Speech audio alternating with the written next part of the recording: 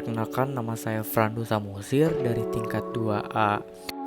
Saya merupakan mahasiswa Politeknik Pembangunan Pertanian Bogor, jurusan penyuluhan pertanian berkelanjutan.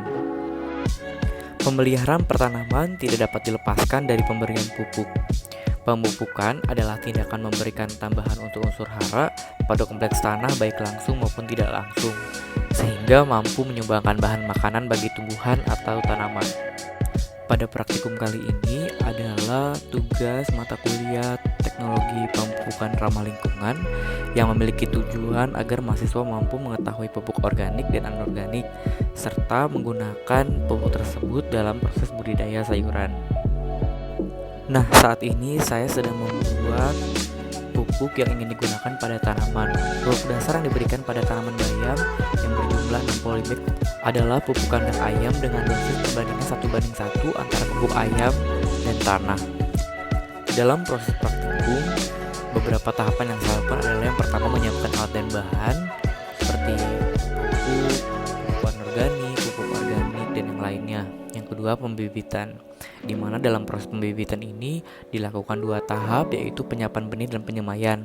Lalu dilanjutkan dengan penanaman, selanjutnya pemeliharaan dan pemupukan, serta tidak lupa dengan penyiraman.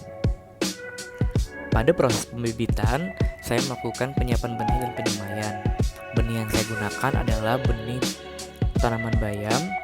Lalu dalam melakukan penyemaian, saya lakukan seminggu sebelum praktikum dilaksanakan supaya tumbuh bibit bayam yang baik. Dalam proses pembuatan pupuk yang saya gunakan adalah pupuk organik POC multitonik dan pupuk anorganik NPK 16 atau NPK Ponska. Pengaplikasian pupuk NPK Ponska adalah dengan cara dikocor ke media tanam atau sekitar tanaman bersama dosisnya 10 gram per liter air. Begitu pula dengan POC multitonik bersama dosisnya 3 ml per liter air untuk pengaplikasian 200 ml per polybag tanaman.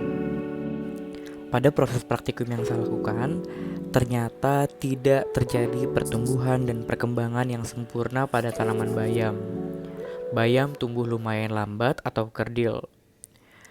Adapun penyebab yang terjadi karena faktor alam, yaitu curah hujan yang terlalu tinggi menyebabkan hara yang terkandung dalam tanah menjadi terbuang karena seringnya turun hujan. Dalam melakukan perawatan, saya selalu memperhatikan dan melaksanakan sesuai dengan panduan yang ada.